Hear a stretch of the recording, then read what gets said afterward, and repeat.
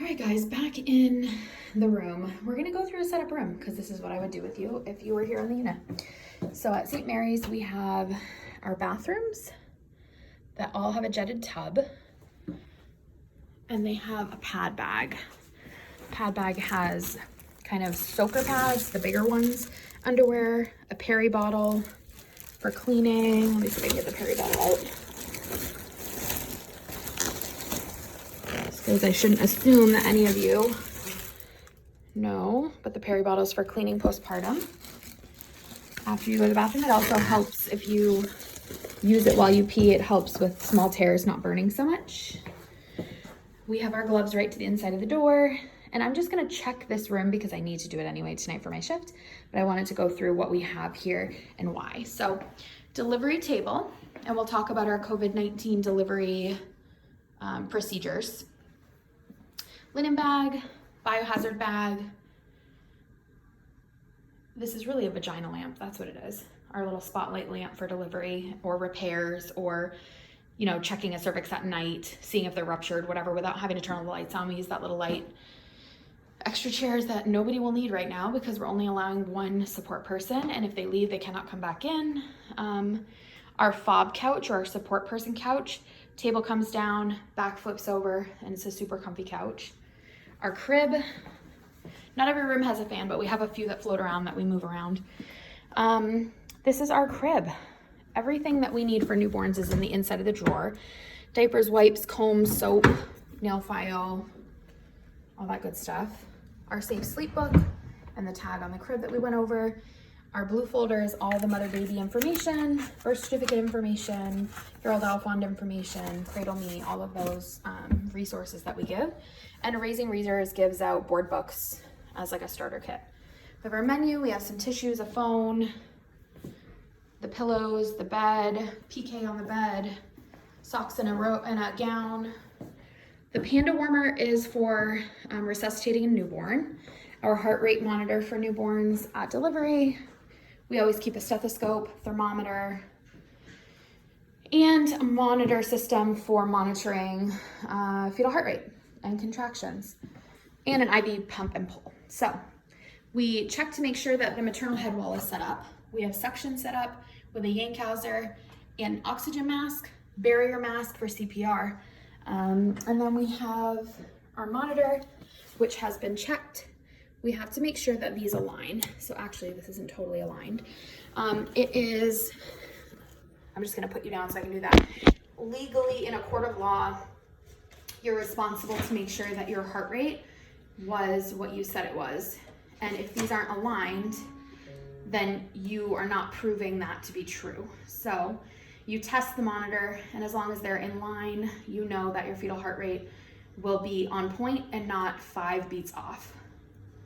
Now it is right on. See the difference? I don't know if it's gonna focus.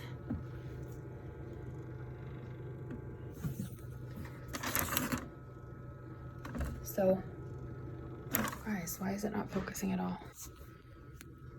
There we go. So it was slightly off there, if you can see, and now it's on. So I can shut that off. Make sure that the drawers have sterile gloves to check, amni hooks, lubrication jelly. We need to make sure we have fetal scalp electrodes, leg plates to ground to the mom's heart rate, all the cording we need to plug it into the monitor. Same thing with IUPCs, intrauterine pressure catheters, which tell you in Monteveo units how strong your contractions are to see if they're adequate. Like if a mom weren't changing her cervix, but we had her on Pitocin for a long time, we might put this in if she's ruptured to see, does she have adequate strength of contraction with the Pitocin we're giving her? And if she does, and over the course of an hour, she doesn't change her cervix after a long time of an induction, then it's not going to work and it's failure to progress and it would lead to a C-section.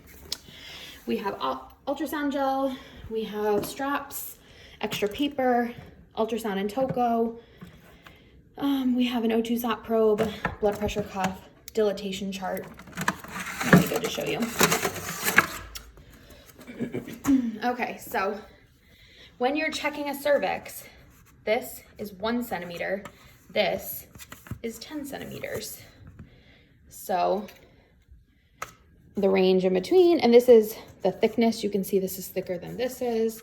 So as far as effacement and dilation, right? Thickness is the effacement versus dilation. And we'll talk about that more on our Zoom meeting, but we keep this in here to use for education. And then we have supplies in an unlocked drawer. We have a PAR sheet that we look through, but you basically know them by heart at this point. Tape, cord blood labels, all of our adhesive remover, alcohol prep pads, iodine pads, our labels for our lines, bracelets for baby. I like to keep one out for a quick admission or a precipitous labor. We have a reflex hammer, some scratch sheets, 4x4 gauze, Band-Aids, and we have a locked drawer.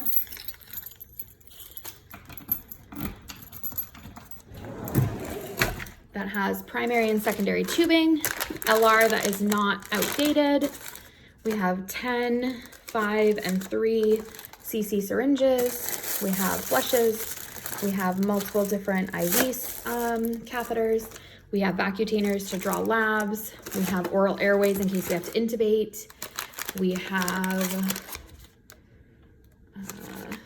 extension sets for IVs, blunt fill and filter needles. We have injection needles. We have macrobores, iodine prep pads again, and tubes and IV start kits. We have a closet with linen. Excuse me. Make sure we have all our linen pillows. And then at the bottom, we have all our supplies. We have a Foley. We have socks, tissues, heat, ice. We have a graduated cylinder, urine supplies for a sterile urine, Foley, calf secure, vomit basin, pink basin, all the things. And then I think I'll do a separate video going over with you what is in the Panda Warmer.